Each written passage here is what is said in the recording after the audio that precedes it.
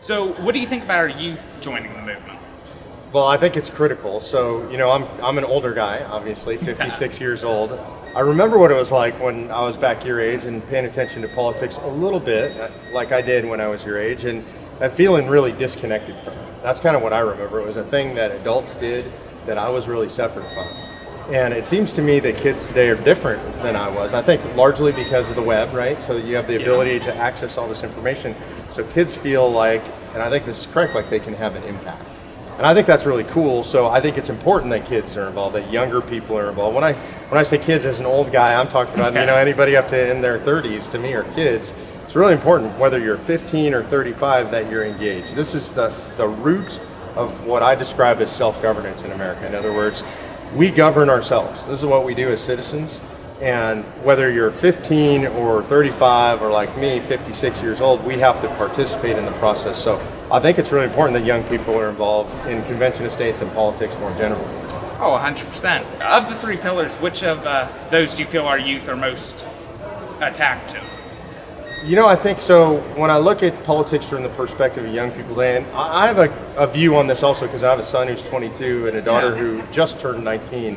So what they're concerned about, at the very first level, I would say, is finances. If they look at the federal government, the way it spends, they get that you can't do that forever. They run their own finances at this point, and they understand how it works. They know the federal government can't do that. So I think young people today are worried about, is our government going to have a future at all based on our finances? And I would say second is they just don't want the government involved in their lives. And I think this spans the political spectrum. They're tired of government intrusion in their lives, so they like the idea of taking power away from government and giving it back to the people. Our third pillar is term limits, and I think less young people are interested in term limits. They're more worried about the first two. Okay, great. Now, also with this generation, do you feel we're the most conservative generation or we're the most libertarian? It's changing, I would say. I think this is really important. So where I'm seeing a shift, I think one thing to remember, this is really important for people my age to remember, is that generations tend to rebel against the generations before them, whatever they are. So the youngest group coming up, say 15 into their maybe early 20s right now, is, I would say, very libertarian. Okay. And specifically libertarian in the sense that they just don't want government involved in their lives. They see government telling them what to do, how to do it. They see government being irresponsible. I think they've been raised largely by their parents, sometimes too much to believe that they can handle everything on their own. Yeah. So they just would like government to step back into its original box more. So I think it's a very libertarian generation coming in. Yeah, most definitely. And so for my last question for you, what do you see for the future of the Young Americans for convention states? What do you see us evolving into as we're starting Citizens for Self-Governance chapters at the high school and college level?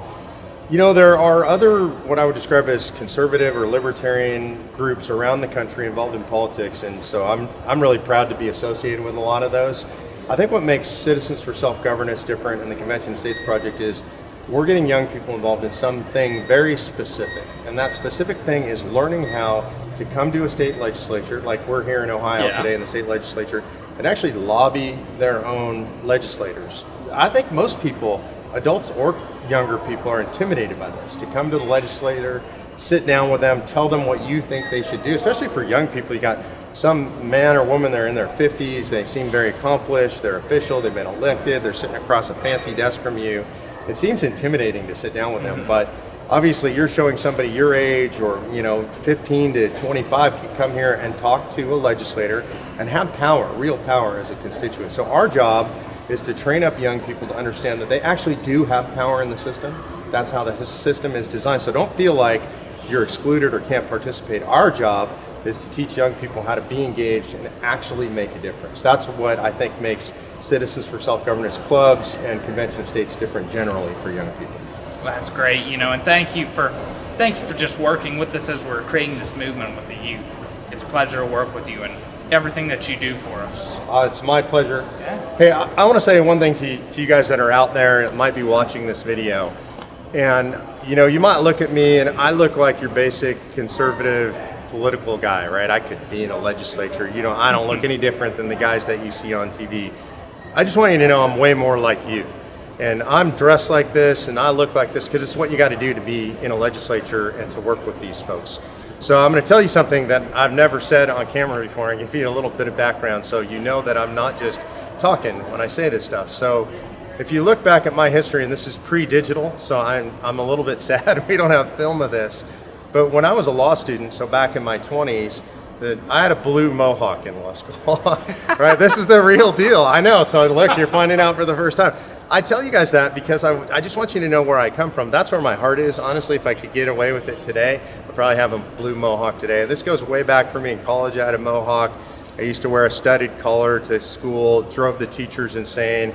I've always been a rebel. I believe in coming into the room and kicking over the table. I don't want a seat at the power table. I want to kick that table over, and I want you guys to have the power. I want to give that power back to you. So the reason I'm telling you this, and my wife will probably be very embarrassed that I did, is I just want you to know, yeah, I'm an old dude. I'm 56 years old. I'm way more like you than you know. And I'm hoping that you guys, as you get older, you're going to grow up, you're going to be like me, you're going to put on a suit and tie someday, and you're going to be in all of this, but I hope you maintain that rebel spirit. If you got the mohawk now, or the tattoos now, or the piercings now, I'm totally down with it. I know there's lots of adults look at that and they think, oh, what are the kids doing nowadays? Dude, I had the mohawk, so you're not pulling one over on me. I know where your heart is, and your heart is in the right place in the fight. And so I just want you to know, from the guy in the suit and tie, I'm with you, and I'm in the fight, and this fight is a full-blown revolution. Because what we're fighting for is for your freedom and your liberty. I'm an old guy. I got kids who are in the fight, and we're going to make sure that this country is here for you guys to live free, to prosper, and to be the self-governing citizens that I know you can be. The question facing us and facing our fellow countrymen is a two-word question. Very simply, who decides? The American founders had a simple answer: we, the people, decide.